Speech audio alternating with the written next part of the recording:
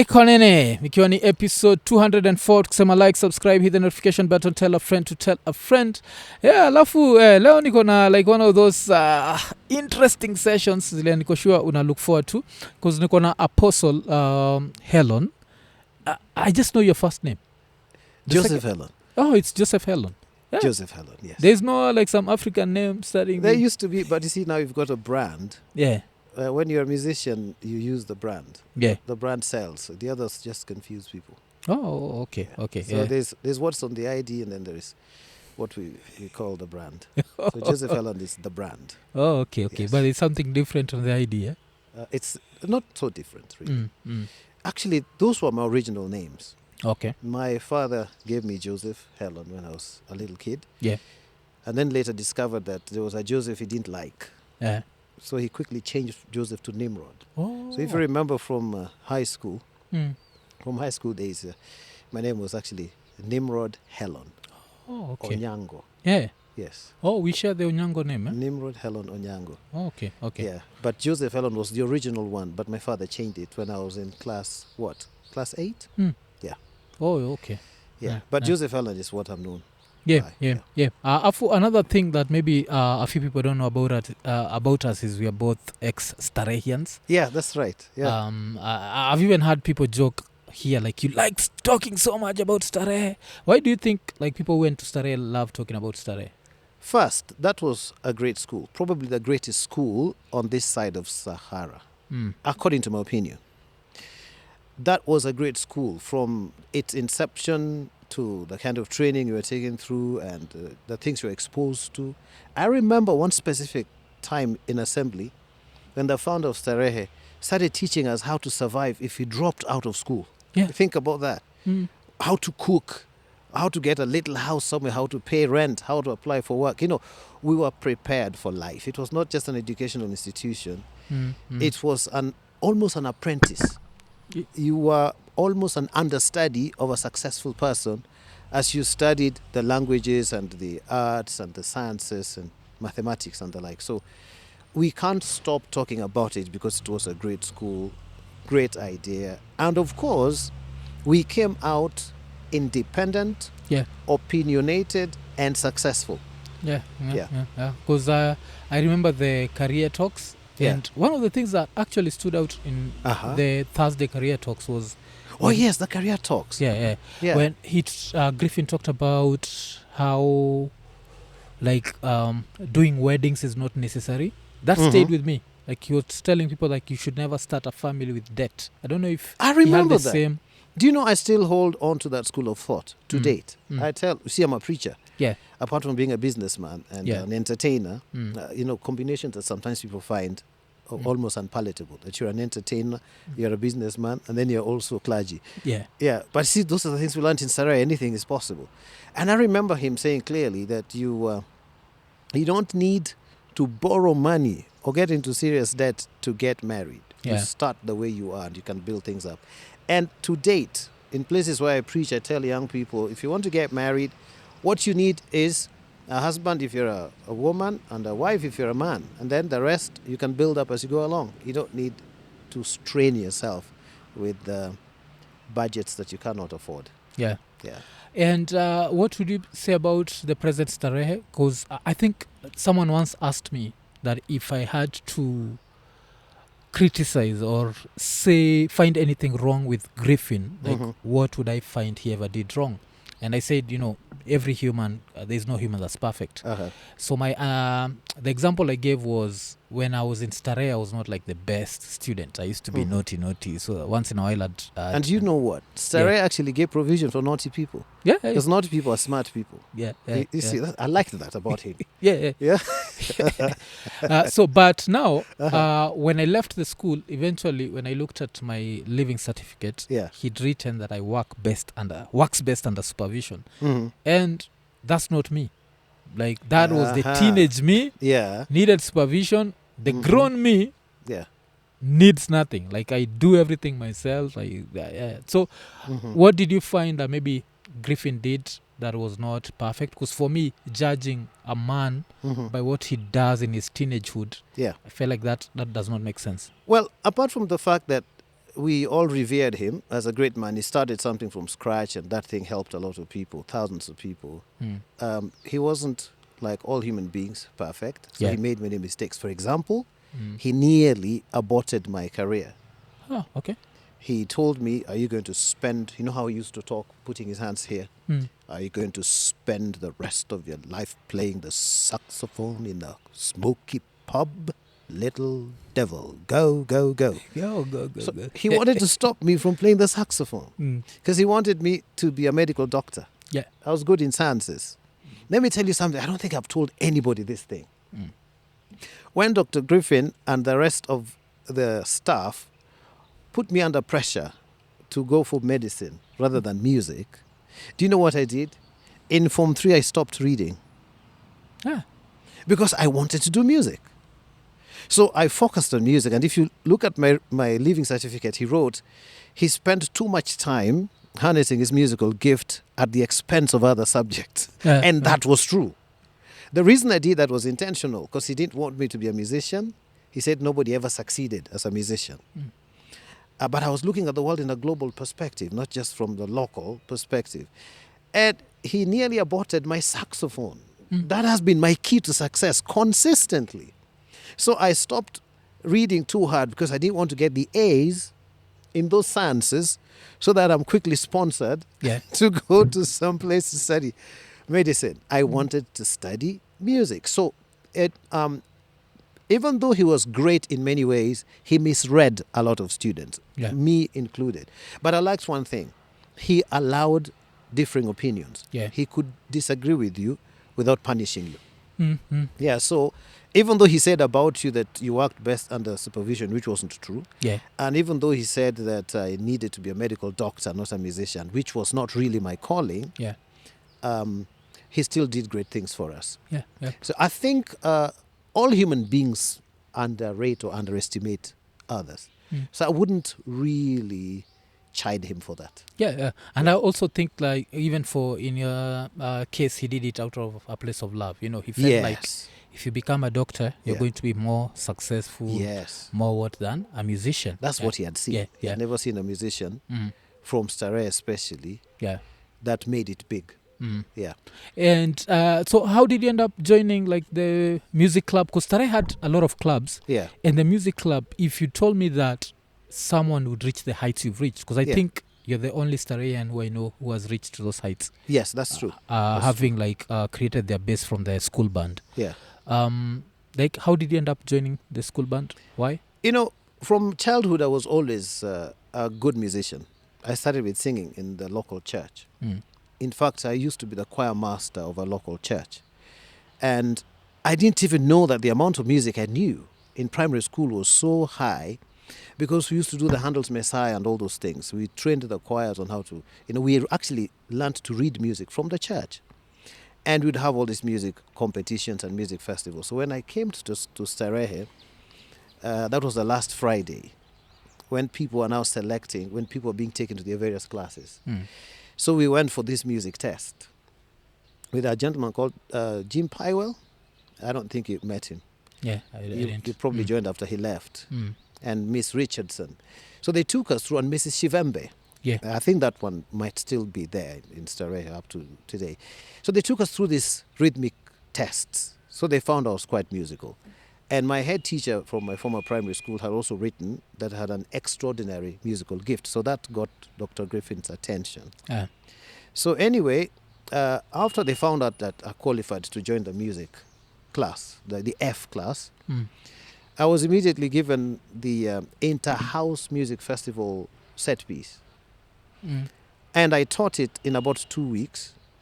And ours was the only house that could read and translate that music. So it shocked me that as a Form 1, I was able to do what Form 4s could not do. In fact, I remember going to all the 8 houses, then there were 8 houses, helping train the different houses in the set piece for the Inter-House Music Competition. From that time onwards, I knew there was something about me and music that was not ordinary. Oh, okay. And there's always been the rumor that Starehe used to perform well during Griffin days because we had leakage, yes? And then, of course, Griffin passed and our performance dipped a little bit. So why do you think our performance dipped? Because, of course, we didn't have leakage. That was just a stupid rumor that used to go around. If you succeed, for example, if you make money, they'll say you stole. People have never really associated success with morality.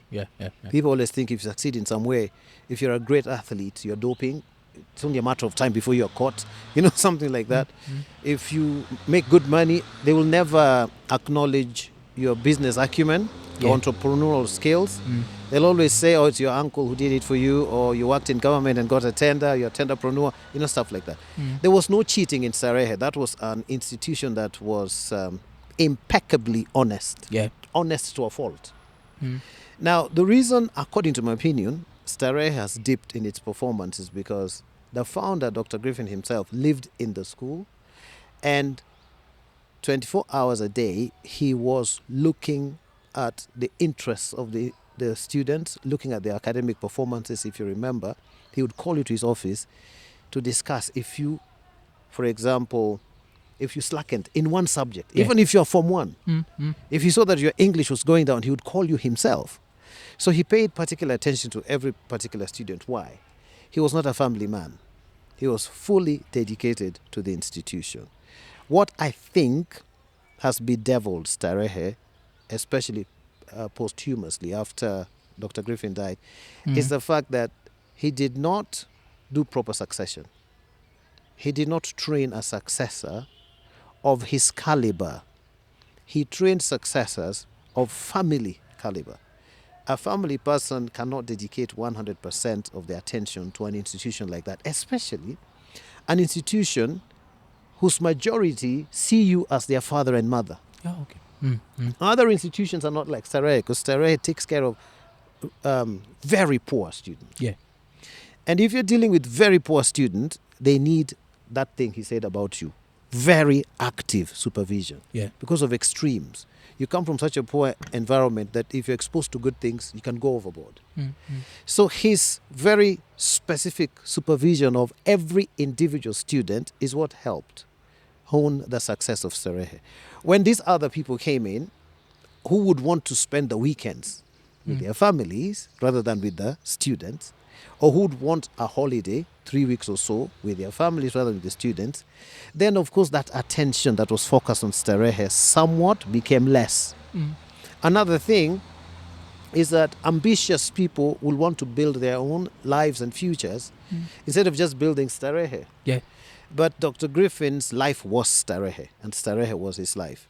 So I personally think, I could be wrong, but I personally think that if we got maybe a Catholic priest who doesn't have to fend for a family and who can stay there 365 days a year the way Dr. Griffin did, I think Starehe would shoot back up. A person who doesn't have ambitions for aggrandizement, they don't have ambitions to make big money, to be successful, to leave something for the children, you see. I think it's unfair on those who are running the institution today because they can't give it 100% attention, which was what its foundational value proposition was. Its success was based on 100% attention from the top leader or the top leadership. That is not possible. In fact, Starehe was like 20 to 30, not Starehe, Dr. Griffin was like 20 to 30 people in one man. Do you see? So I think the people who've been running the institution have tried, even if they've had issues here and there. But it would be unfair to expect from them what a single man whose singular ambition in life was to educate boys, especially boys from poor backgrounds. So for me, succession seems to be what has messed up Starehe. Poor succession. Do you think maybe, because I'd say he died young, he died at 63? Yes. So do you think maybe that was the case? Maybe he didn't feel like he needed to appoint a successor or even have like a detailed succession plan? The trouble with the highly effective people is that if they don't let go, they always die with their successes. History will bear me witness. Most highly successful people, for example, Nelson Mandela, very good example. Highly successful, highly effective. Yeah. They tend not to know what to do in their absence. They just tend not to know. Do you see? So somewhat it's as if it's a pitfall we have to live with in the world, that when somebody is extremely extraordinary, whether in science, whether in politics, or Mother Teresa, for example, who has succeeded her? Who is it that is in the place of Mother Teresa right now? Yeah. That we can talk about at the same level as Mother Teresa.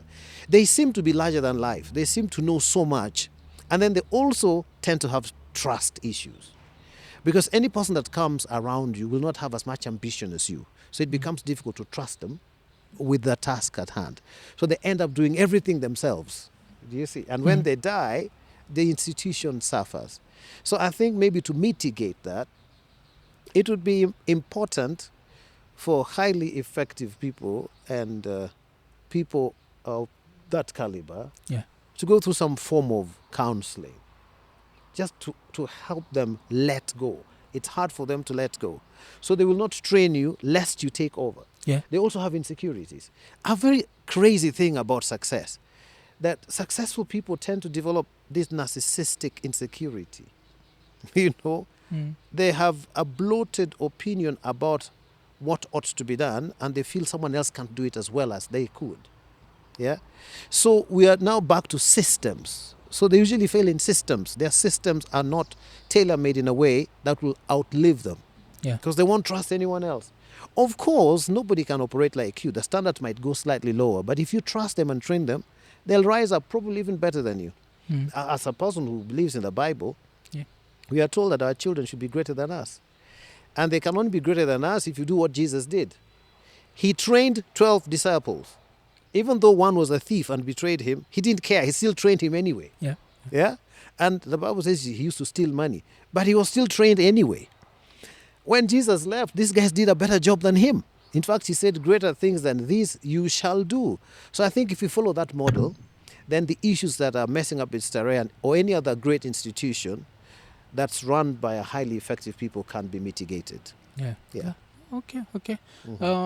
So moving from Starehe, let's talk about now the time that I came to learn about you. Yes. I don't know which year this was. Was this 2009? There's a time when you are in the media. Yes. Like every day. 2010. So, 2010 was the year. Yes. Okay. So like how this interview came about was last week you released a song, yes? Yes. And I made a joke about it, which I didn't think you'd find any. So it's like this guy is singing like he's forgotten how much he missed, like we've forgotten how much he missed Esther Arunga. Yeah. So am I the first person to say that? Like you missed Esther Arunga? A lot of people say that I did. Yeah. I find that information or that statement shallow because it's not based on proper research. Yeah. But I grant people the right to their opinion because I'm a public figure. Yeah. Being a public figure, I will be discussed whether favorably or negatively. Okay. That's granted. Yeah. I only put my foot down when people infringe on my rights and my freedoms. In that case, of course, I can sue people. I can get redress. Yeah. And that I've done even with the Kenyan government. Yeah. Soon after that matter settled, I actually sued the Kenyan government for illegal arrest, illegal prosecution, and illegal incarceration. Yeah. So I want us to rewind a little bit, yes. and so that I can give you my reasoning of the story. Yes. A lot of people know that around that time, Esther Arunga was the biggest news anchor. Yes, and she was a rising star. Yes. And the reason why we do those connections is she ended up marrying someone who most of us felt like was not in her league. I don't know if that makes sense. So, because I've even always joked about his name, like Quincy Timberlake. I feel like it's such a whatever name. It's such a red flag, the name itself. Yes. So now she joins your church. That's how I'm assuming it was called the Finger of God. Yeah, it's still there. Yeah. The Finger of God is still there. That's the ministry I run internationally. Yes. Yeah. So she joins this, and through there, she ends up getting a husband who was also part of the church, and then her life just spirals down, where she ends up leaving the country she's accused of murder, he's accused of murder, and her life just goes booyaka. Yeah. And now we're there thinking, like, if she hadn't joined the finger of God, maybe all this wouldn't have happened. So, how did she end up joining the church? If you could First, I'll start with the last statement you made, that if she hadn't joined, maybe all these things wouldn't have happened. Yeah. You know, that's like saying that hospitals shouldn't have mortuaries. Yeah. That if you come to a hospital, the doctors should do everything in their power to ensure that no one ever dies. So we need to ban mortuaries from hospitals. Interestingly, people pay even after somebody dies. It doesn't mean that the hospital has a problem. Yeah. Church is like a hospital. Jesus said the ones who are well don't need a doctor. It's the sick that need a doctor. So any person that comes to a religious institution, especially a church, is welcome. Whether they are good or bad, that's how it is made. Yeah. That's the place for those that are looking for help. So I'm just going to give you a little bit of the story. Quincy Timberlake was my primary school desk mate. Primary school desk mate. Up country where I grew up, a school called Kokoro Primary School. And if somebody were to go and look at the details of the institution, they'll find his name there. He was my desk mate and also my neighbor. That's his real name, Quincy Timberlake? No, that's a name he changed later. Yeah. By the way, according to law, you can do something called a deed poll and actually change your name. So he changed his name for whatever reason. Yeah. Best known to him. Yeah. And what was his original name, if you remember it? He was called Joginder Singh. He was called Joginder Singh? Yes. Like after the... He was named after the rally driver? Yes. Oh, no. That was his original name. That's so interesting. Like, I think that's why he changed his name. That was his original name, Joginder Singh. Yep. Oh. I remember his grandfather who raised him. I don't know what happened to his father. So he was raised by his grandfather. He used to shout at him, Joginder Singh, and he would run. He used to run a lot. So because of his speed, that's how the grandfather ended up naming him Joginder Singh. Yeah.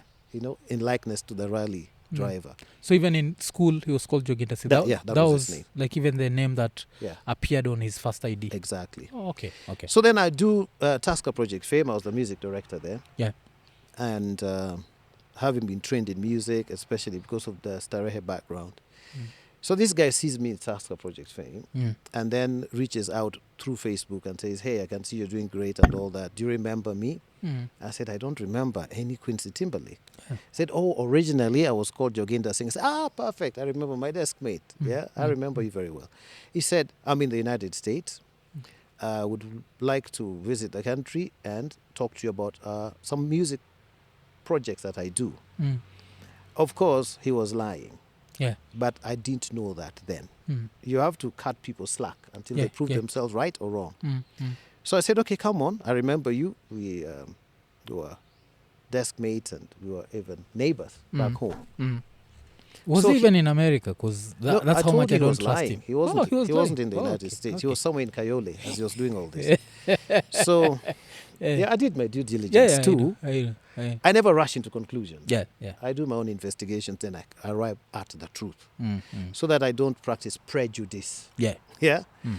So the guy shows up and we meet and he says, oh, I'm working with Pepsi Cola, all these things, we could, because you're a great musician, we could get you connected to all these things. And I didn't have any reason to blame him or to doubt him. And I started getting phone calls from people who purported to be from Pepsi Cola, and I met people, mostly white, with briefcases, and they looked like they were serious, and they took my details, and we were supposed to do some great music thing. By then, I had been training Esther Arunga. Yeah, I am a coach. I'm a career coach. One of the things sometimes people don't know about me, that I'm a career coach. So when Esther Arunga was reading business news only, she was already part of our ministry. Yeah. In fact, we founded a ministry together. And there are many things we're doing together, including a music publishing company called People Music Group that we started with her, etc. We run many businesses together, especially her being my cousin, paternal cousin. You see, now that's something you didn't know. Yeah. So she was my cousin. So after starting a program called WATA, Way to the Aisle, with Esther, and I was training her then in poise, in communication, because of my knowledge of the English language. Yeah. And communication. So I taught her in poise and all that. I even taught her how to cut down weight. Those days at KTN, you needed to be slim. Yeah. Like Beatrice Marshall, if you remember. Yeah, they insisted that the news anchor should be slim. So I took her through our weight loss program. She wasn't really big, but she wanted to cut down. Why would they insist on that? If I can Because of outlook. You? Yeah. Perception. Oh, okay. Yeah, okay. those are the days when if you are big, you are not that beautiful. Yeah. Nowadays, if you're curvy, people appreciate you. But those days, you need to be slim. Yeah. That was the policy then. She's the one who told me. Oh. So I took her through the right diet and all that. She cut down weight, taught her how to pronounce certain English words. And she became so successful as a result. And that's when she was promoted to become a news anchor, reading news at 9. Okay? Most people don't know that story. Yeah. So I participated in her media success. Then we start this. Then, of course, during all that time, she was in the ministry, Finger of God. Yeah. All that time. And she brought a lot of media people to the ministry that I took care of. Very many different people. Because even before we continue that, that would be because I remember there were a lot of celebrities apart from her. Eh? Yes, very many. Which other celebrities are there? I don't want to mention their names, just in case they feel uncomfortable. Oh, okay. Since I did not. Yeah, I respect people. Yeah, and also know KTN changed its policy because we saw Linda Ogutu after. So. Yes, you see. So I don't want somebody who still has issues with from Finger those of days. God, thinking I'm associating them with something they don't want to be part of. Yeah, you understand? Okay. So I'd rather not mention their names. So the ones who used to come from the media, it was also for as a career coach. They liked the program we were running. It was called Way to the Aisle, teaching people how to get into relationships that lead to marriage. And a lot of people got married whose marriages are successful to date. The only marriage that seemed to go south was Esther's and 2 other people. In my entire career as a counselor, only 3 marriages that I counseled have failed. The rest have been successful. But of course, media will not talk about success. Yeah, we know. They only talk about failure. Yeah. So anyway, so Quincy shows up and I don't know exactly what he did to Esther. He came and told me the truth. He said, I've not lived an upright life. I can see you're also a preacher. I just thought you were a musician. Yeah. I've not lived an upright life. I've involved myself in a lot of witchcraft and things like that. But I want to be part of the ministry. I want to be like you. Because I can see your life is in order. Yeah. You see, you're quite successful. People are following you and the like. I said, why not? That's why the church is here. Everybody comes with a problem. So if that's your problem and you're owning up and you want us to help you, you're most welcome. I couldn't have told him, go away. We don't entertain witches here. He said he had been practicing witchcraft. Yeah. Okay? He said it. And he wanted help. And he said he's used that to mess people's lives. He told me. Okay. Yeah. And I think his witchcraft was good because if he convinced you he was in the US or in Kayole, he was good. Yeah, but look, the guy convinced a whole embassy, Australian embassy, that he was being persecuted by the government and actually got permanent residence in Australia. In Australia. If we could successfully convince Australian embassy here to give him and Esther residence, then he was smart. Yeah, he was good at witchcraft. Yeah. And I usually give people their, credit. If you're good in crime, you're good. Yeah.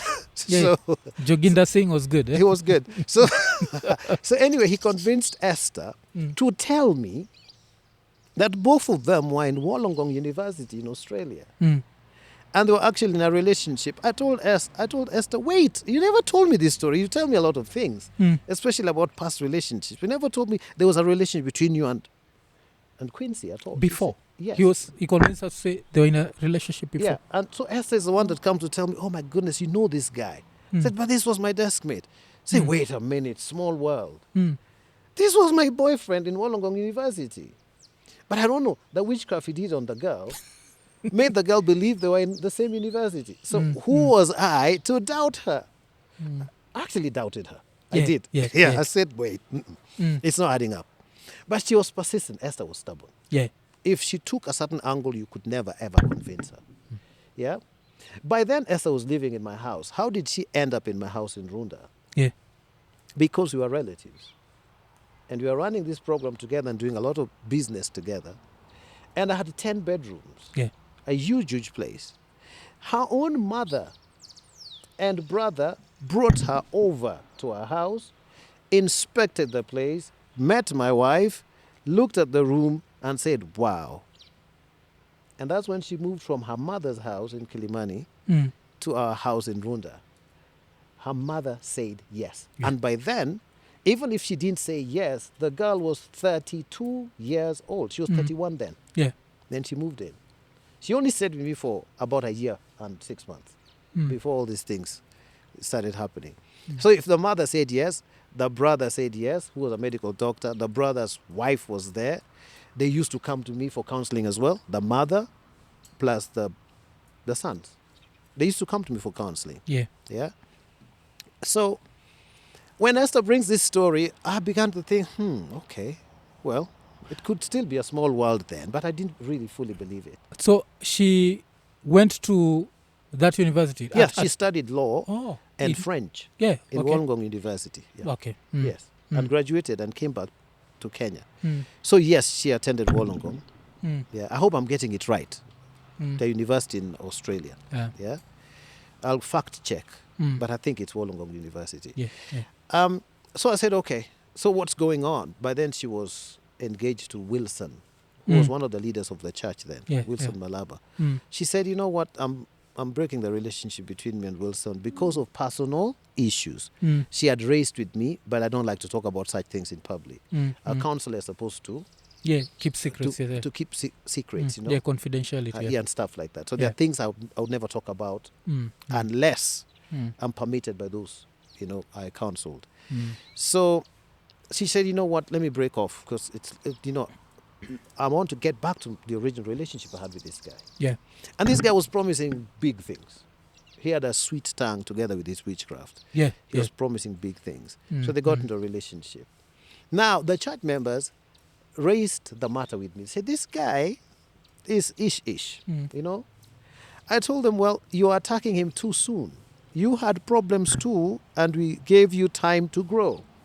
Let's give him about 6 months and observe him together and see if the things you're saying about him are true, we will kick him out. Yeah. Or we'll see what to do. Well, by then, the father had spoken to one senior politician who then quickly talked to DCI, and I was promptly arrested. And then I was accused of running a cult, that I brought Esther into the cult. I convinced her to quit her good job to join the cult, not knowing that she was working at KTN when she was a member of Finger of God, which is not a cult. Yeah, it's a ministry like any other, duly registered. Yeah. If we could go back a little bit. Yes. So he convinces her they're in the same university. Yes.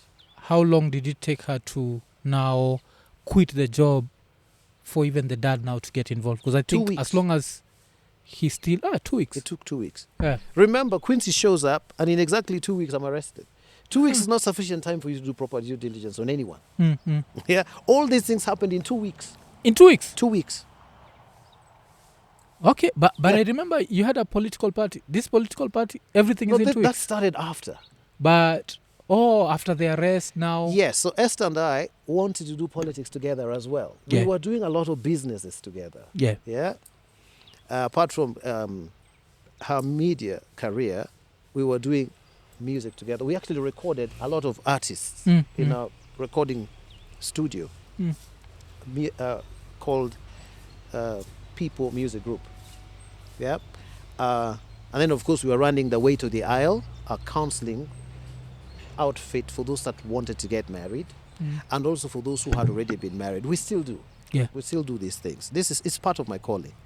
Those who follow me on social media know that every Wednesday I talk about marriage, relationships, and family. Consistently, I've been consistent about that. So Quincy shows up. Within 1 week, she quit her job. Yeah, she's quit her job. Yeah, because Quincy says, I'm going to give you bigger things. Why are you reading news? Little money. Yeah, she quit. And then the mother comes to us and says, look, I think there's something wrong with this relationship. Yeah. And I remember my wife telling Esther's mom that if Esther is adamant about this boy, don't fight her. if you fight her, you'll be cementing the relationship. That's how women are. When they love somebody, even if the person is a thug, leave them alone. Let them see for themselves. If you fight her, she'll think the man is her only savior, like Romeo and Juliet story. Yeah. My wife told Esther's mom that in our house, in the presence of Esther, Esther's elder brother, who is a medical doctor, Esther's and his wife. Yeah. And then Esther's mom actually said, okay. You see, that day I advised Esther. I said, look, this thing it seems to be upsetting your parents, and I don't want that. I'm for family. Yeah. I think you need to leave and go back to your mother. And she actually left and went back to her mother. Yeah. The next day, she shows up. I said, what happened? I thought we agreed you're supposed to now stay with your mom. She said, I'm a 32-year-old adult, and nobody should tell me how to live my life. I said, I agree fully. We can't control a 32-year-old. Yeah. In fact, we shouldn't even control a 19-year-old. They're adults. They answer for themselves. Yeah. Do you see? So she continued pursuing the relationship. We had already wanted to do politics together. So it looks as if Quincy was studying my life and feeding Esther with those things that we used to do. How he's going to help us get funds for this politics. He's the one who came up with that crazy, horrible name. That was not mine. It was not my idea. It was called Placenta. Placenta. Yeah. Yeah. He's the one who came up with it. Because he became the chairman of the party. I was going to be the presidential candidate. So he was riding on my ambitions. You get it? Yeah. And then within those 2 weeks, we get arrested because they wanted to rescue Esther from this cult. Yeah. Okay? Esther is arrested together with us. And then we are promptly taken to court. Esther was not taken to court. She was taken to a shrink, Dr. Jenga. Dr. Jenga's Chiromo Medical Center. That's where she was taken. They injected her with something called Lagactil or something, which is used to pacify mad people. So it's until she came back to us that we gave her an antidote, from Mathare Hospital, by the way, an antidote that removes that. If you notice some of the media interviews we did, she had slurred speech. She wasn't herself. She looked like in a stupor. And I was the one accused of having drugged her when that thing was administered at Chiromo Medical Center. Okay? And we are the ones who took her to another shrink who gave her the antidote, and she got back to normal. Yeah. So I was arrested together with my wife, my brothers, a cook, and a business partner. Oh, yeah, and somebody who came to do my wife's hair that night. Yeah. Oh. So... Yeah. Wrong place, wrong time. Eh? Yeah, that was just wrong location. So they accused me of running a brothel. I was living with all these girls. Yeah. These were my family members, my brothers. Yeah. If you go and look at the details of the people who were arrested, they were my family members, a hairdresser, a cook, and a business partner. Yeah.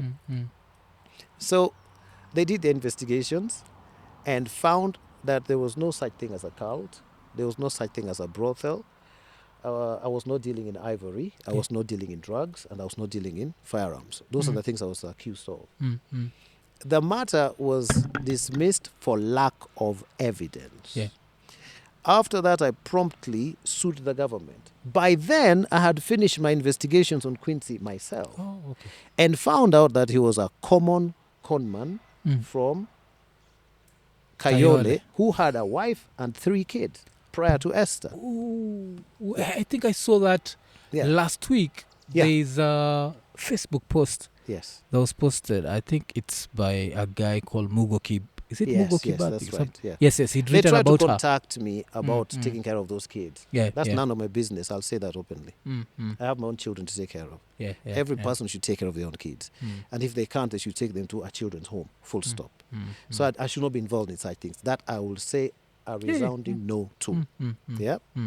So I found out the guy was crazy, a cheap conman who had never been to any of those countries he talked about. I found that he was in cahoots with some witches somewhere in Hellon, and they had a syndicate that was conning people in the most sophisticated way. He was a cyber criminal. So he used his extraordinary ability to crack into networks. He would crack even into government systems. Okay.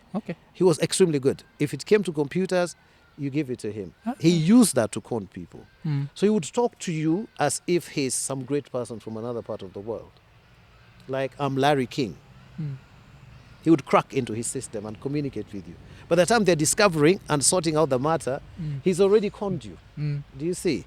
I think that's how he ended up conning the Australian embassy as well. Yeah. That he did successfully. That's why he ended up in Australia. So I told Esther, these are my findings, my dear. This is who this man is. So what people have been saying about him is actually true. Now Esther turned against me. He said, if you're not going to accept Quincy, I will have nothing to do with you. She said, you've joined my parents too. You know how my parents got me arrested? Now you've joined them as well? Hellon, I trusted you. Those were her words. If you're not going to accept Quincy, I will have nothing to do with you. Then they were staying in my house. Remember, these things happened in 2 weeks. But it looks like it happened over years. Just 2 weeks. So this is a year. This is now December. After I have got all of us out of trouble, paid bails and all those things, and the hearing is going on. And I said, look, I found out who this guy is. He's a con man. And he has not stopped the witchcraft that he told me he wanted to stop to become a Christian, to get saved and all that. Esther said, if you're not going to accept this man, I don't want to have anything to do with you. And that's how we parted ways. They packed their things and left my house. And left. Because what I don't understand is how long after did you have the placenta party? Because I feel like the placenta party lasted for more than 2 weeks. Yes, of course. We continued pursuing this political thing. Even after you'd... No, then I was still doing my due diligence on this guy. Remember, the politics was about Esther and me, not really Quincy. But he wanted to be part of it because now he's the one going to marry Esther. Going to be the second gentleman. Exactly. So for about 9 months, we pursued that political interest. In fact, I remember we used to campaign against the Constitution just for political expediency. You know how politics is. You see the irony in a party called Placenta pursuing it for 9 months, okay. That's a good one. That's a really good one. But anyway, what's wrong with calling something a kidney or a placenta or a toe? Like the way they were saying that I was calling the church finger of God. They were wondering why finger of God? Because finger of God stands for the Holy Spirit, who is in charge of the church. That's in Luke chapter 11 verse 20. People didn't even think that was in the Bible. You know, when people criticize you, they tend to do it in a narrow-minded way. I am an intelligent man, that I can tell you. I can't do stupid things. I do my due diligence before I act, which is why I'm still here.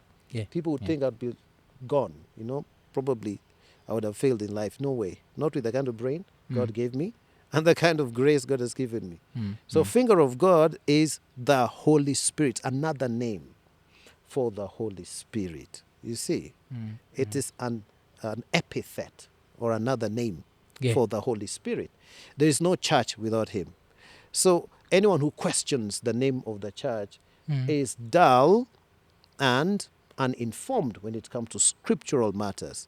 We preach the Bible. So if you reject what's in the Bible, then I don't know which Bible you read. It's as simple as because I've never had anyone say the finger of God and the Holy Spirit. But it's written. God wrote the 10 Commandments using the finger of God.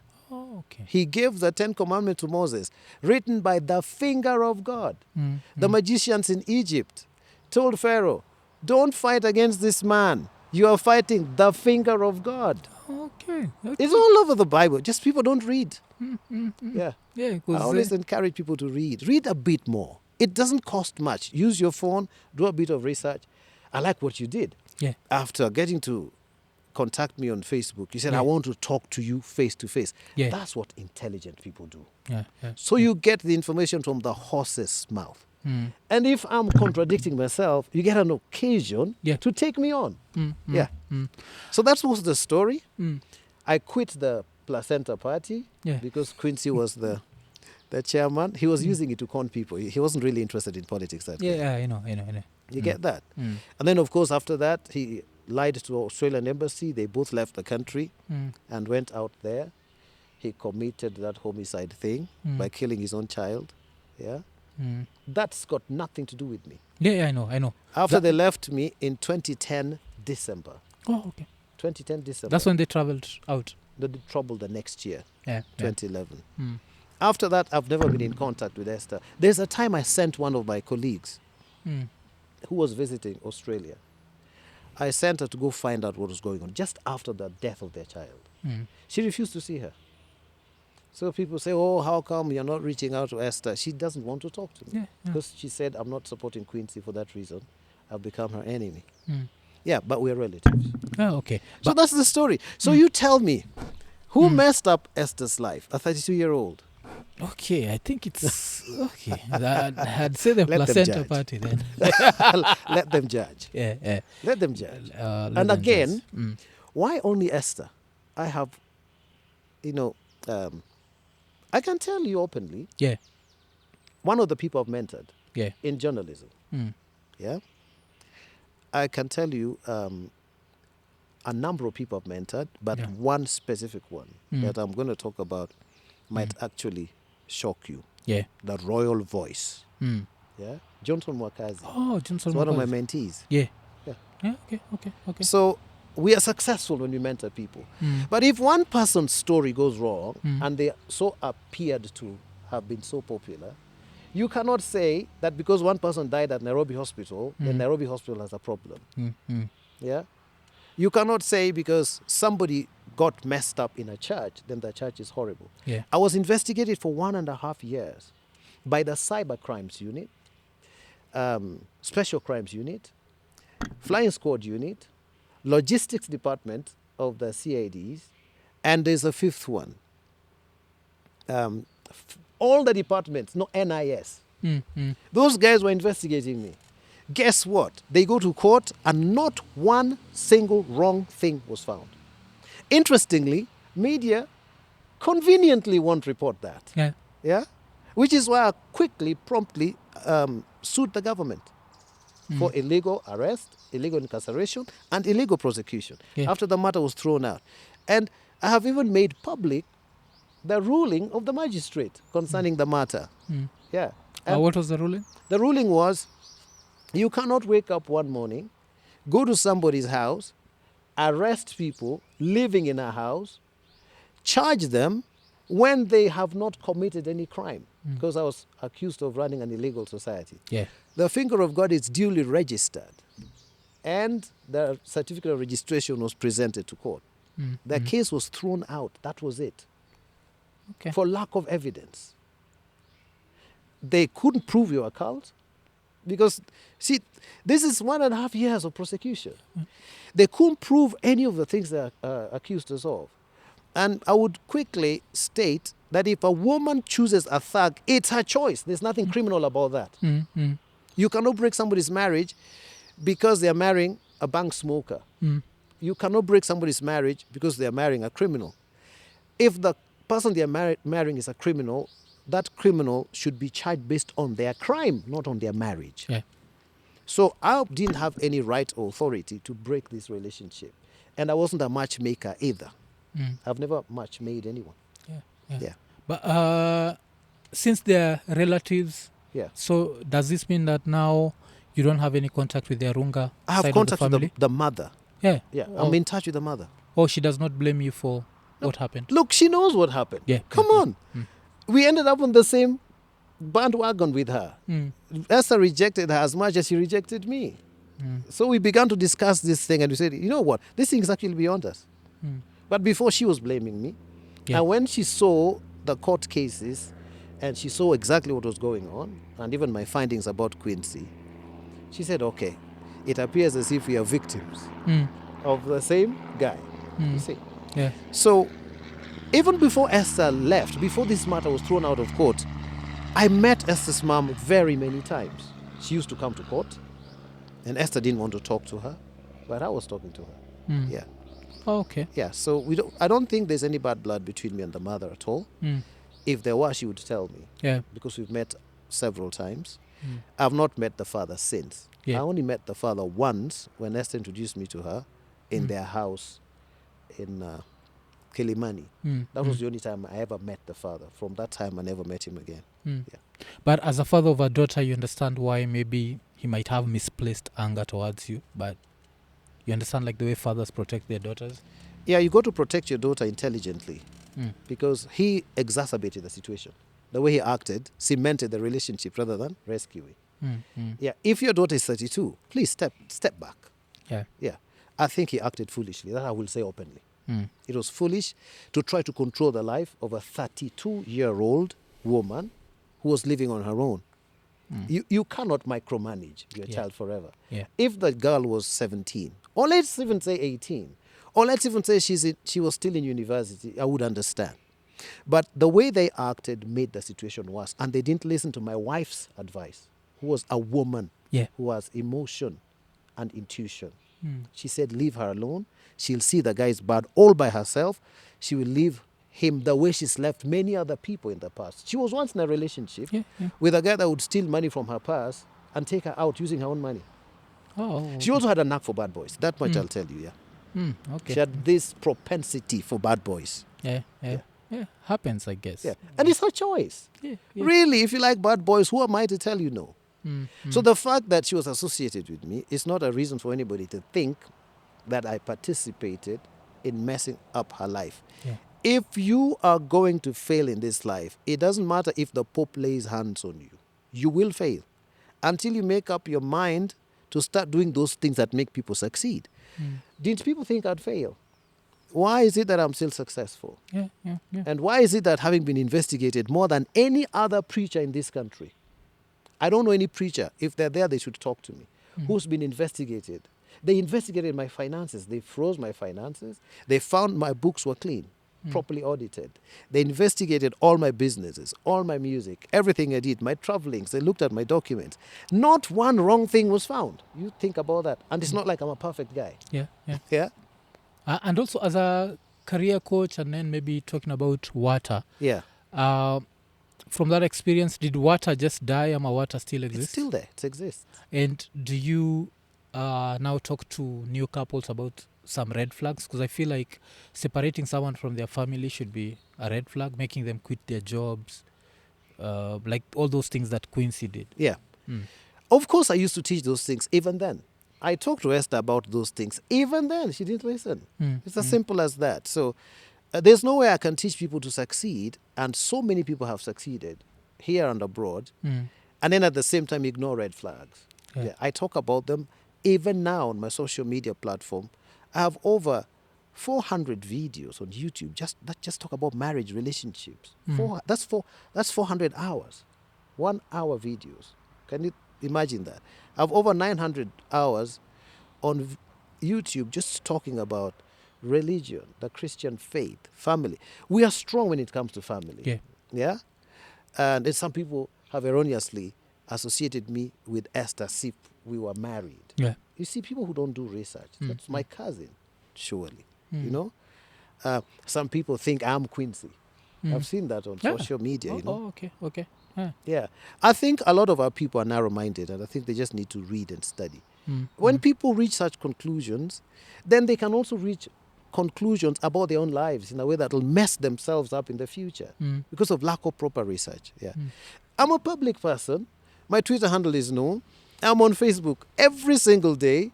I'm on TikTok, name it, social media. I'm all over. If somebody really wants to talk to me, I'm accessible. My address is known. Even my residence is known. Do you see? There's nothing to hide. You see? Oh, okay. So you said your cousins on the paternal side, on the father side? Paternal side. So who is related?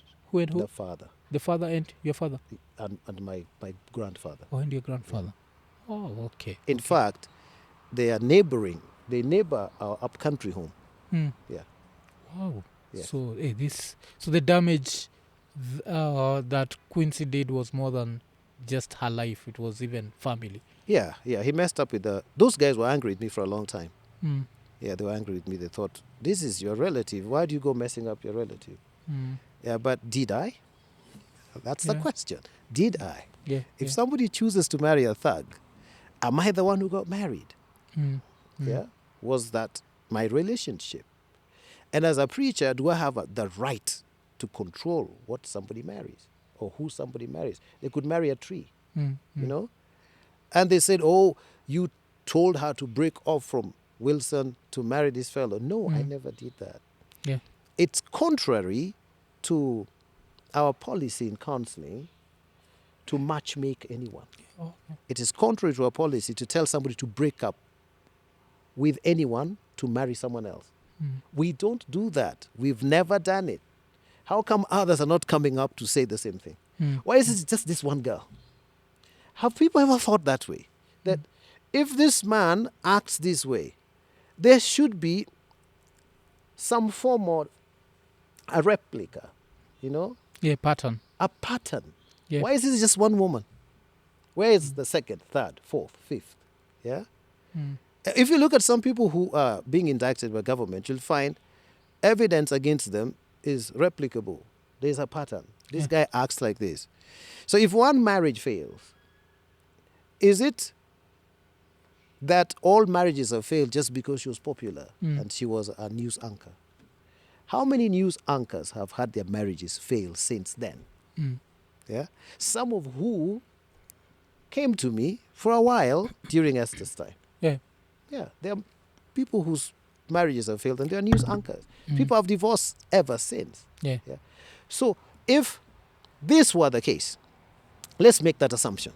This were the case. We brainwash people, we are a cult, and we mess up people's careers to induct them into a cult. If this was the case, I need to be told the second after Esther, the third, the fourth, the fifth.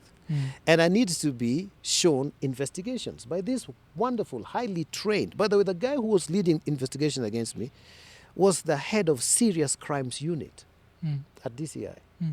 He's, at the same time, he was investigating the Julia Ward case. So that's the guy who was assigned to me.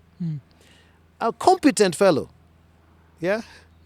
If he couldn't find anything, somebody would say, oh, maybe you used your money to bribe your way and all that stuff. Yeah? And talking of money. Yes. During that period, you used to live in Runda, yes? Yes. Right now you're in a very, beautiful place in Karen. Yes. So I have to ask, where did this money come from? The finger of God? You playing your saxophone? Because now you said they had to investigate the money. They investigated my money. Yeah. All my money came from music. Okay. I ran a music college called Jetha House of Music. Oh, okay. Which is a very successful college that trains highly competitive music students from children all the way to adults. In fact, just this year, when we did the Young Musicians competition in musical instrument, our school produced the first, second, and third best in East Africa. Our student was the first Kenyan to be on the Dean's list at Berkeley University. Our student, a Jetha House student who went to Berkeley University. So a very successful institution. Apart from running that institution, I'm a performer. Yeah? Jazz is an expensive thing. I play jazz. When I see people talking about my music on social media, I laugh at them. Because that's my expertise. Yeah, I'm extremely good at it. And I make a lot of money from it. So the opinion of the people that were talking, I looked at them and thought, this one can't afford a ticket to my show. So totally inconsequential. The people who appreciate my music can afford $200 per ticket, $300 per ticket to attend my shows. Do you see? So I've made money as a jazz musician, traveled all over the world, played in the Yuma Sekelas, big people. In different nations of the world, made lots of money from performance. I've made much more money from teaching, though. Yeah. Oh, okay. Yeah, there's much more money in teaching than in performance because it's consistent. Yeah, consistent. Performance is sometimes you can perform for 6 months and you're quiet for 6 months. But teaching is consistent. Apart from that, I'm in real estate, large-scale real estate. How did I get into real estate? I was trained by my father-in-law for 3 years. And as he trained me and I began to help him out with his businesses, I became his business partner. Oh. Yeah. So I became his business partner. He was a great real estate guru with lots of land across the country. So we became business partners, became a shareholder in some of those businesses, especially because now I was his son-in-law. And he trusted me and trained me. I didn't know anything about real estate. I was a musician. Successful, but nothing about real estate. But for 3 years he trained me. He died 2 years ago. Oh, yeah. Sorry. But the estate is running well. So I'm so grateful that he could take me in and teach me. So now we're in large-scale real estate. Yeah. I have 10 published books. If you go to my website, you'll find the books there. So I have a lot that's going that most people might not know about. I have never asked for money as a preacher. I don't take money unless people voluntarily give it to me. Go to my Facebook page, go to my YouTube page, I preach. By the way, after COVID, I've not reopened physical church. I used to run physical church, but after COVID, because people had to do this social distancing, I decided to do what you do. I decided to do online, and it worked much better. So with very little equipment, I'm in 39 countries of the world. If you look at my preachings, I never asked for money from anybody. I feel like that's something I'm contributing to the lives of people. But there's nothing wrong with collecting tithes and offerings. It's not illegal. I don't ask for it. But if somebody wants to give to me, they're free to do so. So I've never, ever made money from church. I've never earned a single dime from church. Okay. So when talking about jazz, after how long did you start performing out, like after you left Starehe? Because at Starehe, that's where you mastered the saxophone, no? I mastered the saxophone in Starehe. Began to teach at a place called Real Music School immediately because I came from a poor background. You know how Starehe was, So I needed to fend for my family. I'm the fifth in a family of 9. I needed to educate the rest of them. I educated all my family members from the firstborn to the lastborn. In fact, the lastborn left me just 4 years ago. He's married with his kids and everything. I educated all of them because my parents couldn't. In fact, it delayed my university education. So I had to study through correspondence. I had to study at Cambridge University. So right now I'm a Cambridge University music moderator. I mark music for Cambridge University. So I'm an academician. Do you see? I taught at the Aga Khan Academy for 6 years after my qualification. I was music director there. I was teaching a theory of knowledge, critical thinking, and religious studies at the Aga Khan Academy. I resigned in 2006 to get into private business. So if you see, there's a blue car over there. I bought that when I was a teacher at Aga Khan Academy. I bought it when it was new. Oh, okay. Yes. The business acumen is what has helped me. Just investing the money I used to make as a teacher. Then after that, of course, I got into business, then joined my father-in-law in his large-scale businesses. That's, to me, I think, the biggest opening for me was when my father-in-law taught me about real estate. I was already a millionaire as a musician, but that guy just blew my mind, man. He introduced me into things I never knew existed, and then trusted me as well. And then because of my contribution, I became a shareholder in practically all his companies. And before he died, he said, look, can you take charge? And because you already know what to do, take charge and run this thing and help my family to enjoy the wealth that I'm leaving them. So that's my training. I'm trained as a music performer on the saxophone. I'm classically trained, classical music. I started playing jazz in 2005 when I was a teacher at Aga Khan Academy. So I started making money as a jazz performer, apart from growing my salary as a teacher at Aga Khan Academy. Then in 2006, when this jazz was now really growing and needed to travel, I couldn't sustain teaching, so I resigned. In 2006 to focus on jazz, performance, to focus on. I was also running Jetha House of Music at the same time. Oh, okay. My wife actually is the one who runs the institution. So she was running Jetha House of Music. I was teaching at Aga Khan Academy. Then I was doing jazz. Those three things brought us tremendous success. So I resigned to focus on them. I was running the church Finger of God when I was a teacher at Aga Khan Academy. Finger of God was registered in 2017. 2007. That's when it was registered. That's when I started the ministry. It's been there for a long time. Oh, okay. So that's me. So which countries did you travel to, like, during that time? Because you're saying, like, you'd go to a place where a ticket is like $200. That's a charge here. Oh, that's here? Yes. Oh, okay. Yeah. If I go abroad, come on, one performance of 3 songs is like 2 million Kenya shillings, man. Yeah. I did a tour of South Africa, the provinces of South Africa, and something called Akumda, African Cultural Music and Dance. So it was me, Kayamba Africa, and a gentleman called, what was his name? Absalom somebody. Yeah, he was an Afro kind of musician. Yeah. So we were the 3 groups that were selected by the Kenyan Ministry of Culture to represent Kenya. And we went there and made quite some serious money. And that's where we ended up meeting with Themba Mkhize, a great jazz pianist. Yeah. If you Google him, you'll find him. Great jazz pianist. We performed alongside Yuma Sekela. In fact, he actually hosted us in his house. Oh. Yeah. I was music director for Valerie Kimani. You know who a music director is? Yeah. The one who puts the whole thing together.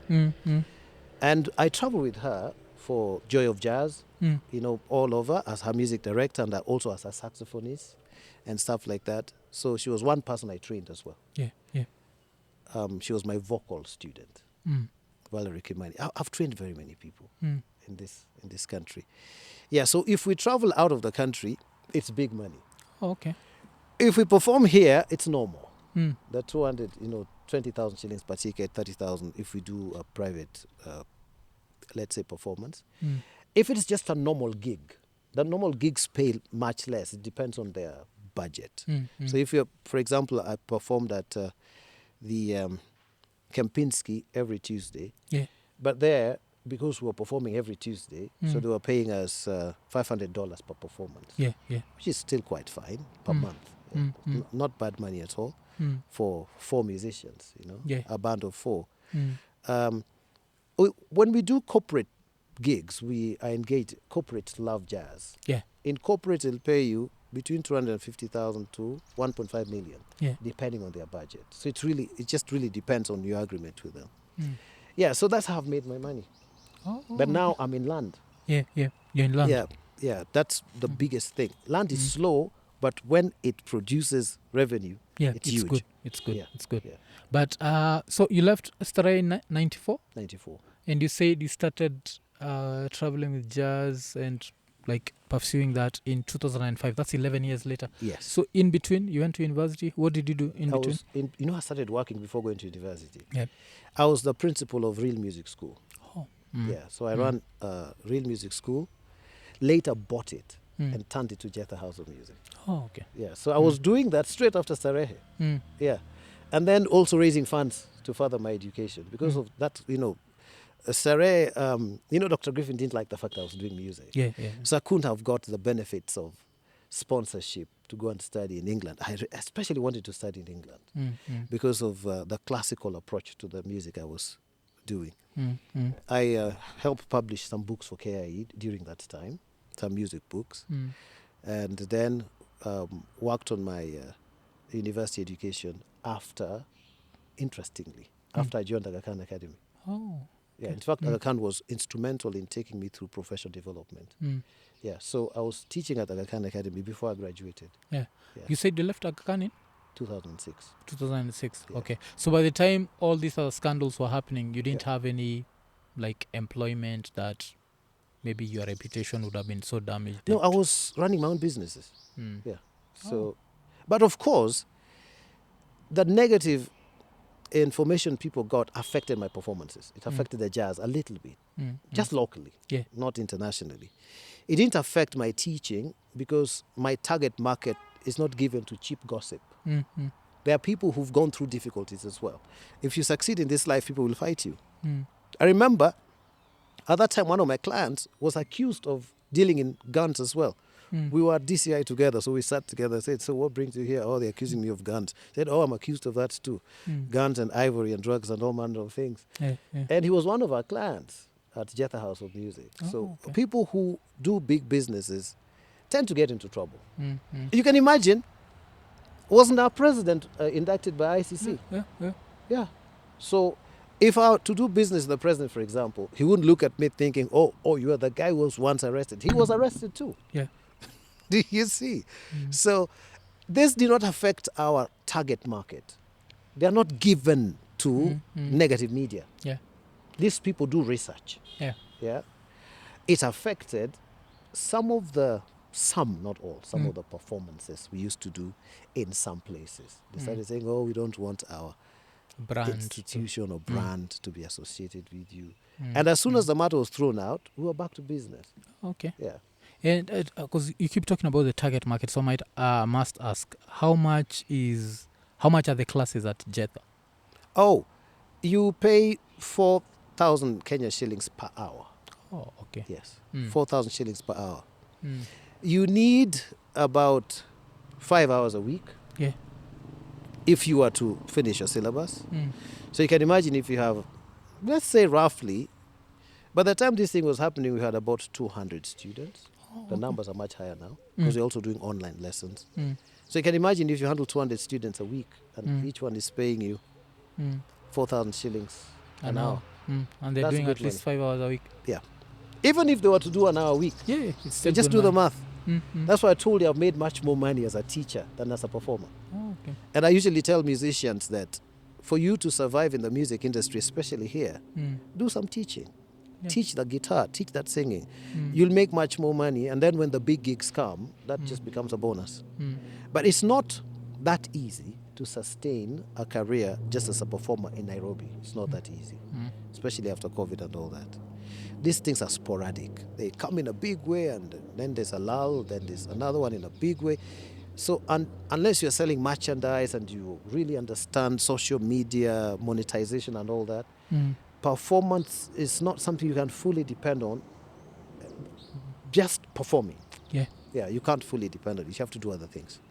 Oh, okay. Yeah. And do you feel like Griffin you had this thing where he used to say, like, if you have to do something, you have to do it perfectly, yeah? Yeah, I do my things perfectly. Yeah.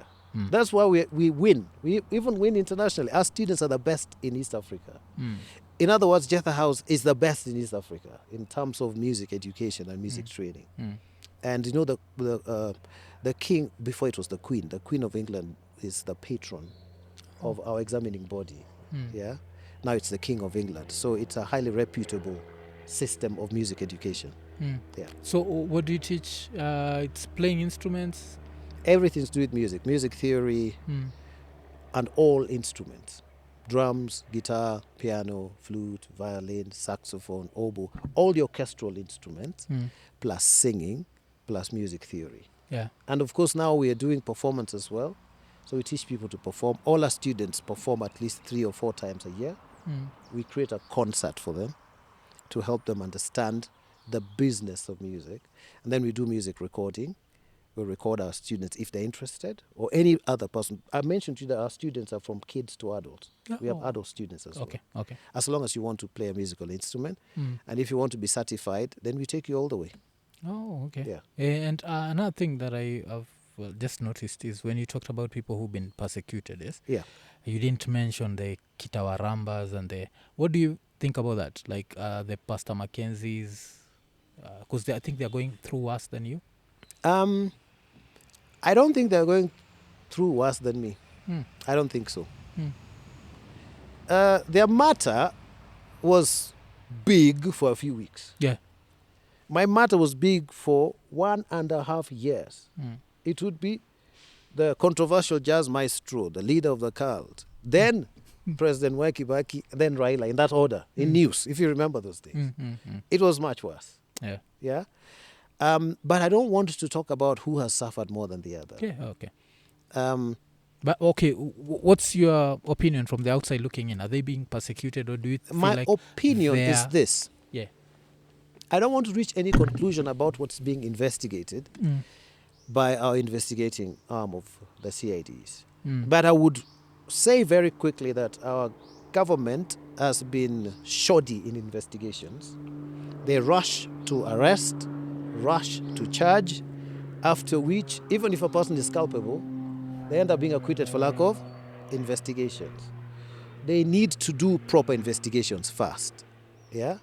And if it means detaining somebody, they should probably detain them. You can tell somebody to be reporting to the chief or to the CID headquarters every Friday or something. as you do your investigations, you don't arrest, like the way they did to Pastor Ezekiel and the like. You don't arrest, come up with a charge quickly. Yeah. Because you can't detain somebody for much longer than required by law. So you really have to charge them at some point. Why not do your 6 months investigations? The way all serious people do, unless you're politicizing the whole thing, or unless you have some bone to pick.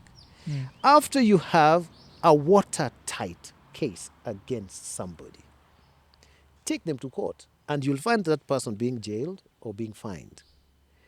In my case, if they just spent, let's just say 1 week, investigating me, or let's say 3 months, investigating Quincy, Esther, the church, or businesses, we would never have been taken to court in the first place. Yeah. Because there was nothing to hide. You see, a cult is a secret society. It's secret. There are secrets about it. Our things happened in the open. We never run away from anybody. Even today, we still do our things in the open. People can question the things we do. The music I released in the open. Yeah. Okay? The problem with most people is that they don't understand music as a genre. They don't understand different genres. So if I get evaluated by or adjudicated by wannabes and those who are not music experts, I just laugh them to scorn. I just laugh them off. Yeah. It's like going to court and sitting in front of a person who's not a lawyer as a judge. If you go to court, you are judged by a lawyer. If it is music, we shall be judged by experts in that field. And because we know our target, the market we target likes that style. So you cannot tell me to stop doing business successfully just because my style, for example, jazz is not everybody's cup of tea. There are people who just don't like it. It doesn't make us fail in life. We target those who like jazz, and those who like jazz pay dearly for it. They pay a premium for it. Jazz is expensive. It's for the elite. Let me just make it plain. And I have no apologies targeting the elite because they're also people. Yeah, and you don't need many clients, eh? I don't need many clients. So if my show is attended by 20 people and each of them is paying 100,000 shillings, I'm good to go. Yeah? Do you see?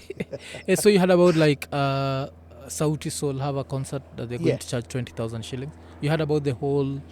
I found that so stupid. Let them charge even 50,000. Those guys are so good, man. Yeah.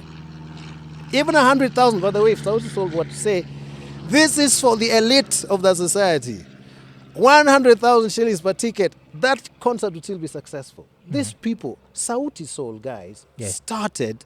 I remember BN, when I was doing Tasker Project Fame. I remember BN coming to help this Patricia Kihoro. Yeah. Because Patricia was singing their whatever, Niku Peleke Java, Tunye Kahawa, Lazizi, the cover. Lazizi, yes. So BN came to help her with that song because she wanted to do some of the things. I was helping her then, just before the fiasco of Finger of God. I was helping her with her album and the like at that particular time. She was not part of the church though. Yeah. It was just a Project Fame thing. So I saw BN those days. He didn't even have a car. He came walking with his guitar. And he was there helping this girl. He's a good man. You know, he's got a good heart. Yeah. And he just kept building this Sauti Soul thing together with his friends until it became the outfit it is today. We need to clap for those guys. Yeah. Great job. So they deserve more expensive cover than 20K. So whoever is thinking that they are now becoming whatever, is it arrogant or what? Yeah? Come on, if you can't afford it, just leave it. Yeah. Pay for what you can afford. Yeah, I think we talked about that. Yeah. But hey, I have to say thank you for your time. Most welcome. And also thank you for having a sense of humor. I always feel like people are so sensitive. Yeah. Like nowadays, you can't just give people like an opinion. Because one thing I'd say from the people who used to criticize you, it was we were looking at it from the point of this girl was successful, and we thought that maybe you are super tight with Hellon. Not Hellon, with Quincy. So you're the one who told Quincy, like, choose. Yeah, I thought it was a matchmaking. Oh, like okay. You sat down and said the two of you should be together, because that happens in a lot of churches. It's sad. It should never happen. Yeah. And then afterwards, of course, her life spiraled like out of control. No one would have thought about the direction it went, because now the murder case, that's now, you can't blame that on anyone. That's personal. But it was good to see. And you also handle your own Facebook? Because I didn't even know. I was like, is this the admin? Is this you? If you see Apostle Joseph Hellon, it's me. It's no one else. Okay. I spend about 3 hours a day just doing social media work. Because I like a certain level of excellence. Of course, I have a social media manager who she has her own specific work. But when it comes to some specific questions that people ask, I answer myself. Okay. Yeah. And if you find a response on my Facebook page or Instagram or any other social media platform, you'll know you're talking to the real guy, the real McCoy. Yeah. Because as soon as you put your file number, I was like, this has to be here. Then So and here we are. Yeah, here we are. The real guy, not a fake one. Thank you for giving us your side of the story, man. It's been eye-opening. Yeah. Is Joginder Singh in prison right now? Yes, he's in a hospital prison. Oh, hospital prison. He's a very smart guy. Even there, he's still messing with them. Yeah. Let me tell you them that he's crazy. Let me tell you how this guy is playing games, even with the Australian government. You know, when you go to a country, when you go on exile, usually you're repatriated back to your country upon change of regime. Yeah. Do you see? So when Mwai Kibaki's regime was over and Uhuru Kenyatta's regime took over, because he purported it is the Mwai Kibaki regime that was persecuting him and his wife. Yeah. That's why they got that exile status. So the regime changed. So your status is reviewed. They'll say this new regime doesn't seem to be persecuting you. And the one that was persecuting you no longer has the instruments of power. So go back to your country. So to avoid that, he killed his child. Remember, he's a guy who practices witchcraft. Witches kill people. He's in, let me give you a secret of these guys, because I investigated that guy seriously as a spiritual man. It's a code called the Enochian Code. This is a group of people that can appear and disappear. Now, I saw Quincy do that when he was arrested by the immigration department of CIDs. He did what? He disappeared, and the guy started looking for him. Yeah. At Nyayo House, 7th floor. Yeah. Seated like this, the guy just disappeared into thin air. He had that capacity. So he was doing witchcraft for real. For real. Witchcraft is real, man. It's in the Bible as well. Then he reappeared. He said, no, for the sake of Esther, let me... He came back. So he went to court, messed with those guys. His case was thrown out. Yeah. So he decided to commit a, homicide. Yeah. So that he is incarcerated to avoid being repatriated. Do you see? Now you go to appreciate that the prison, the hospital prison, is like a 3-star hotel.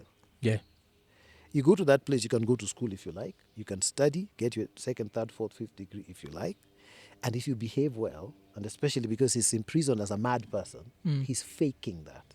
He's faking madness. He used to do that. He used to say, act the fool until you get what you're looking for, and then get back to normal. So he went acting the fool. But being a witch, witches kill, it's normal for them. Okay? So he did that intentionally for him to be taken to the prison hospital. He knew very well that the wife would be given a suspended sentence. Yeah. Because she cooperated with investigators. When you do, you're usually given a suspended sentence or a watered-down kind of sentence, non-custodial, really. So in his case, he's living in a 3-star hotel, eating good food. He has access to whatever. It's only that he's not free to be out there. And if he behaves well, after some time, they'll release him. So you see, he's smarter than all those guys. And when he's released, you don't think he'll be deported back? Even if he's deported, he'll have got whatever he wants. You see, you go to school and the prison pays for you. Yeah. He might probably change careers from being a witch to something else, maybe an IT expert or something, artificial intelligence of sorts. He's really good in computers, I'm telling you. Never met a guy like that. Oh, okay. That guy used to crack into the standing orders of parliament. He just knew how to crack into anything. Oh, okay. Do you know he cracked into CNN website and started reporting as this Anampu, what's her name? Christian Amanpur. Yes. Yeah. By the time those guys were discovering it was not Christian, he had posted so many, things on their website about himself. Okay. People underestimated Quincy. Totally underestimated him. Yeah. Yeah. Well, I personally I'll say people underestimated Joginda because that's the real, that's the essence. No, but his passport reads Quincy Wambita Zuma Timberlake. That's what his passport reads. Even this Zuma, ID. He named himself after the South African Zuma. Yes. And then the Timberlake here was from Justin. Justin Timberlake, yes. Damn. He has this. Okay, let me tell you something more about his ways. He knows how to act like someone else. Yeah. Because that's how he cons people. So you can imagine how many people he conned as president of South Africa. Oh, okay. Even somewhat looks like him. Yeah. Do you see? So he was lying to people that he was actually child of Zuma. And people bought the lie. Oh, okay. Yeah. So he'd like, for you to get this favor, pay me this amount of money. Yes. I'll get you access connect to you. And then you get a phone call and you think this is Zuma. So the group of people he worked with knew how to impersonate impeccably. They were so good at impersonation. Yeah, there are people like that. That's their career. They're witches who pretend to be someone else. That's how he pretended to be Pastor Benny Hinn. Yeah. He pretended? Yeah, he cracked into his system and started sending me emails as if he were Pastor Benny Hinn. I later discovered that it wasn't a genuine Pastor Benny Hinn. It was Quincy and his laptop. Yeah.